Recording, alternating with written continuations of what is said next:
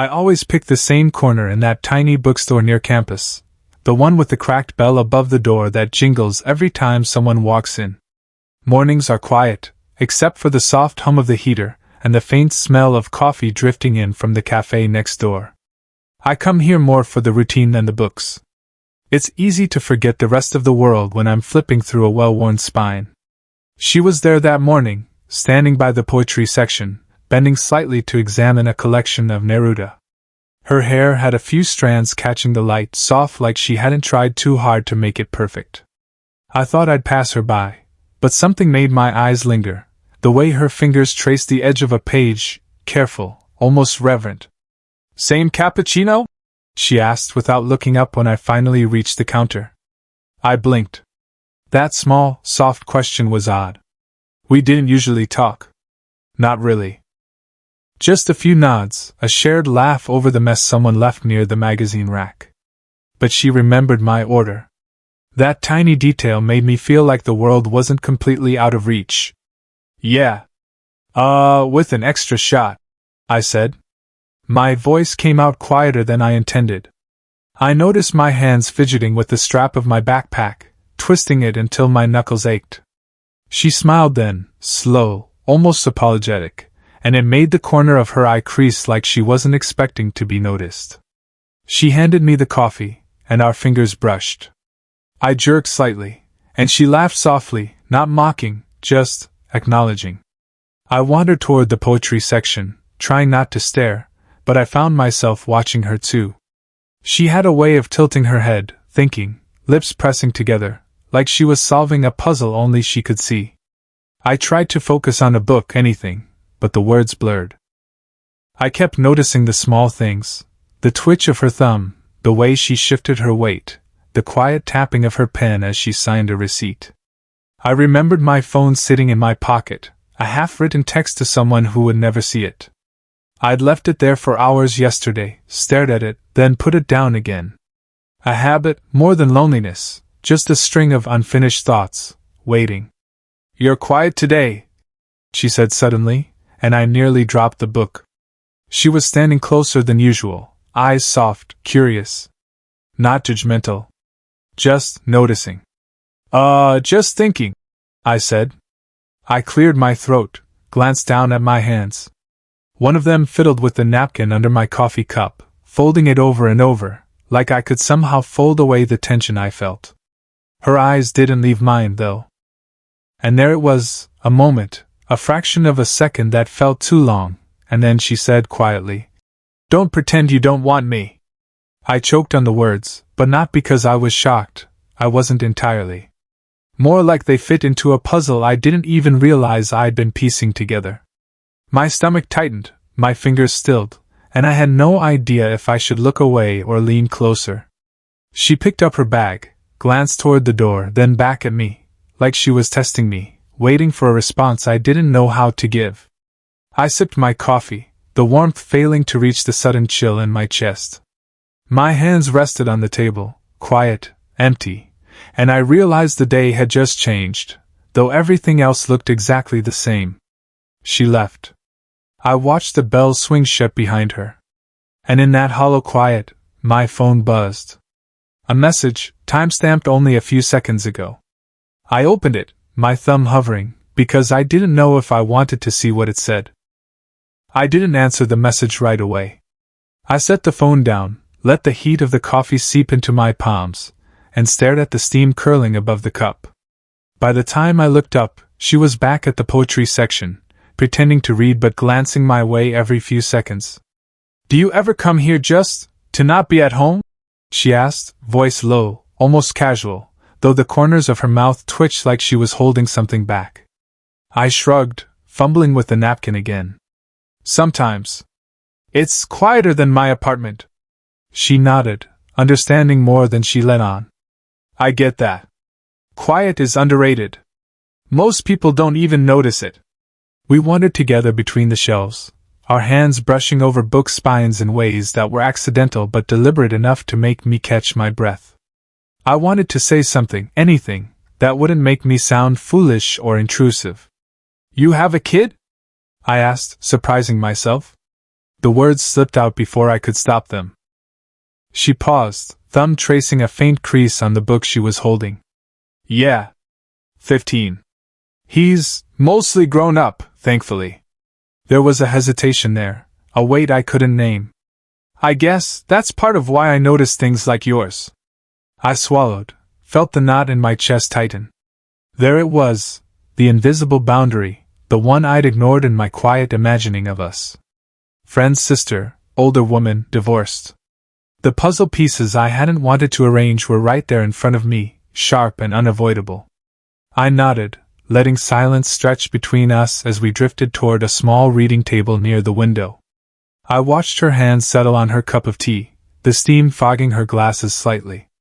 I imagined all sorts of impossible scenarios, holding her hand, laughing too loud, leaning in too close, but each one felt like a risk.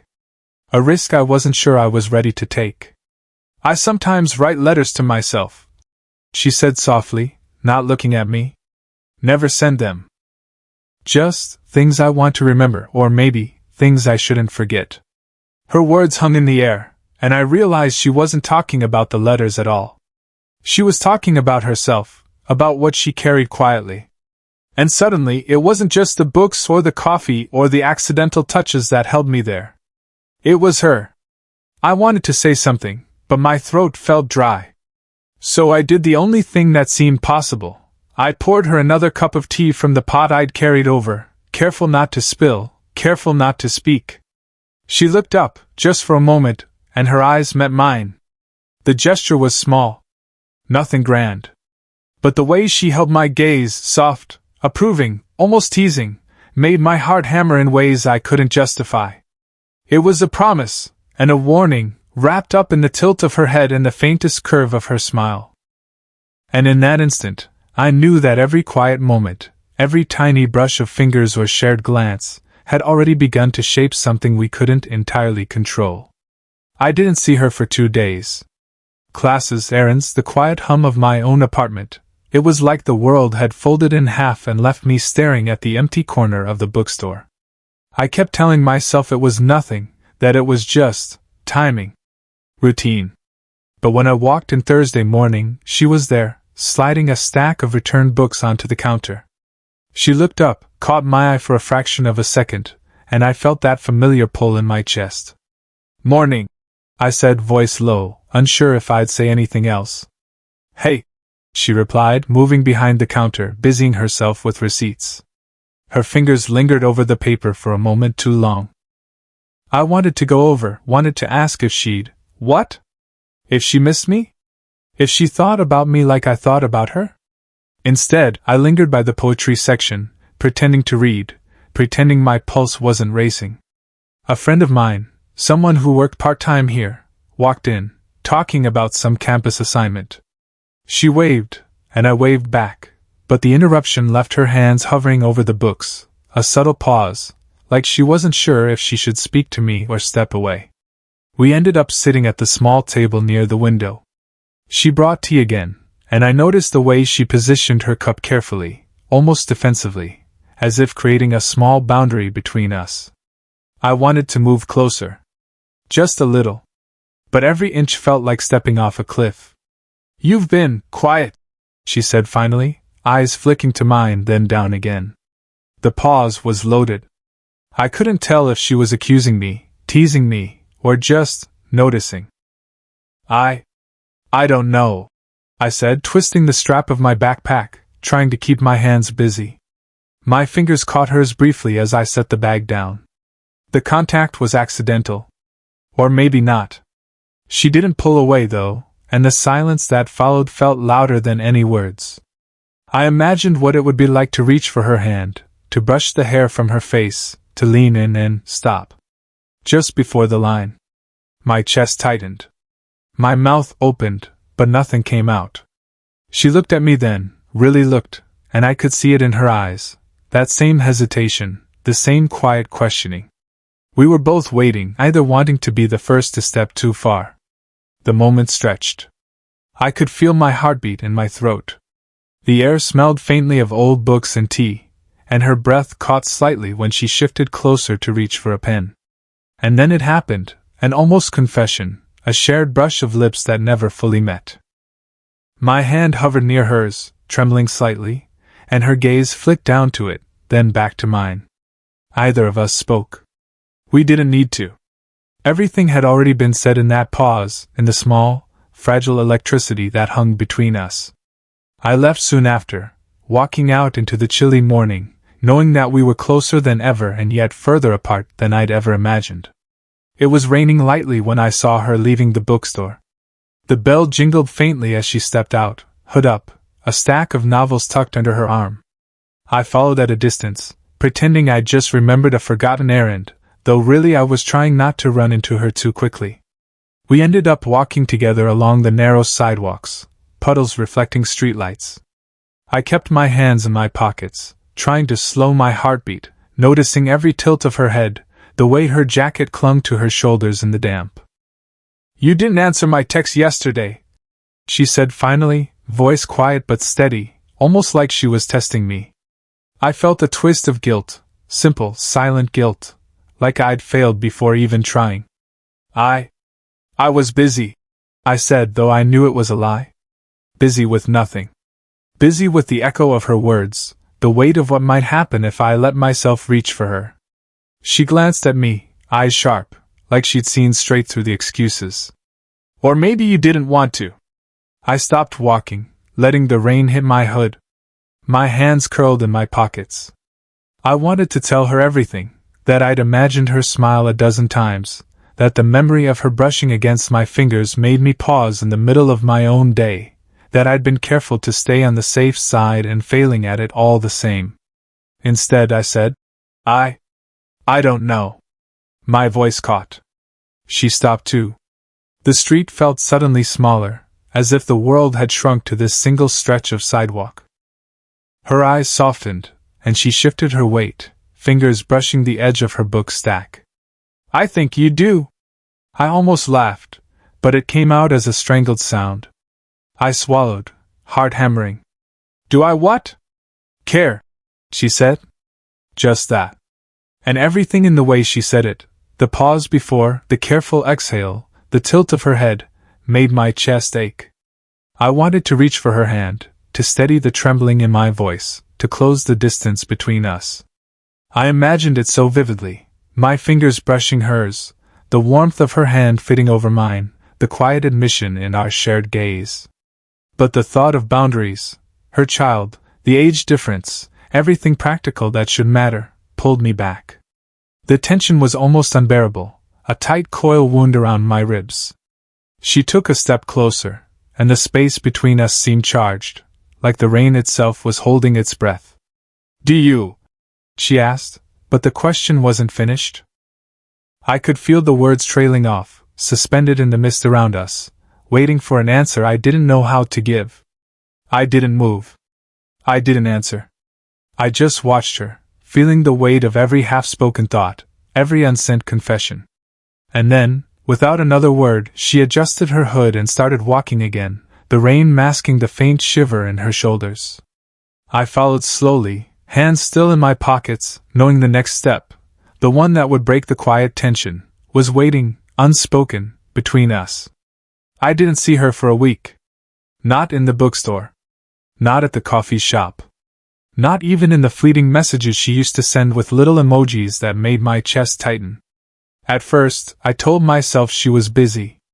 Her kid, her job, errands. But then I noticed the small things. A book I'd left for her picked up by someone else. A bench we always lingered at empty. The cafe table she used to sit at quietly abandoned. I tried to text her once. Typed a message, erased it, typed again, paused, and then left it unsent.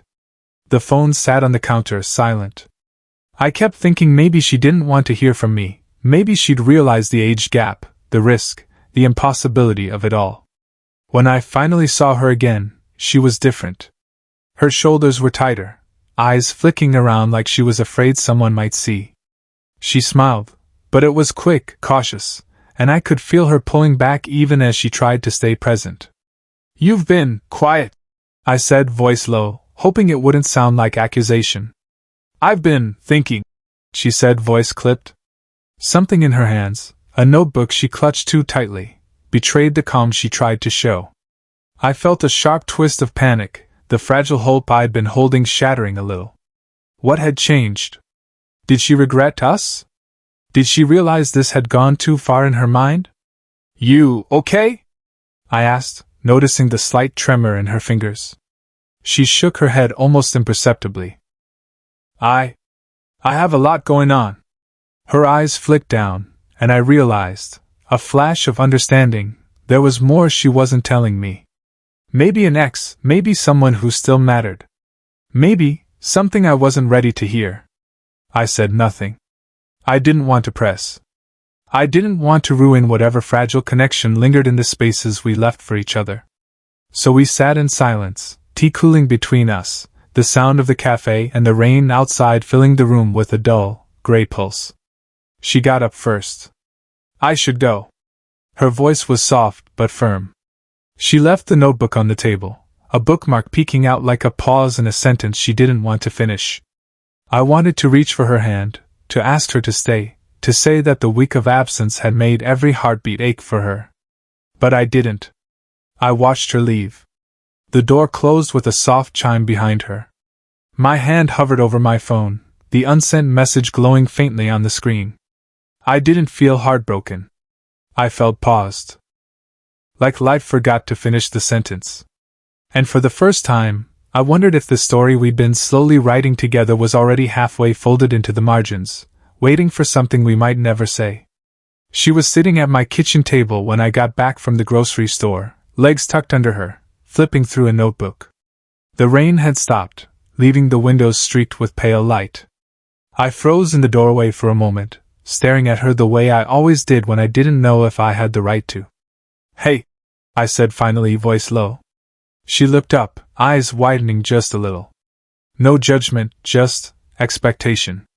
Hey, she echoed, closing the notebook and setting it beside her. I leaned against the counter, hands gripping the edge like I could hold myself together that way. I wasn't sure you'd come, I admitted, and the words sounded smaller than I wanted. I wasn't sure I should, she said, and for the first time, the wall she'd been holding up felt thin. We sat there, either moving, the quiet hum of the fridge and the occasional drip from the sink filling the room. I wanted to ask her everything, to spill the weight of the week I'd been carrying alone, but the words got stuck halfway. Instead, I moved my chair closer, and she didn't pull back. Her eyes flicked to mine, then down at her hands folded in her lap, and I saw the hesitation, the same hesitation I'd been feeling. I thought maybe we shouldn't. I started, voice breaking just slightly. Because, you know. Complications.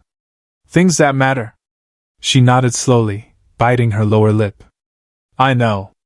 I thought about that too. We were both quiet for a moment, just letting the words hang where they didn't have to explain everything. I realized how much I wanted to reach for her hand, to bridge the distance that felt so painfully small and impossibly large at the same time. I did.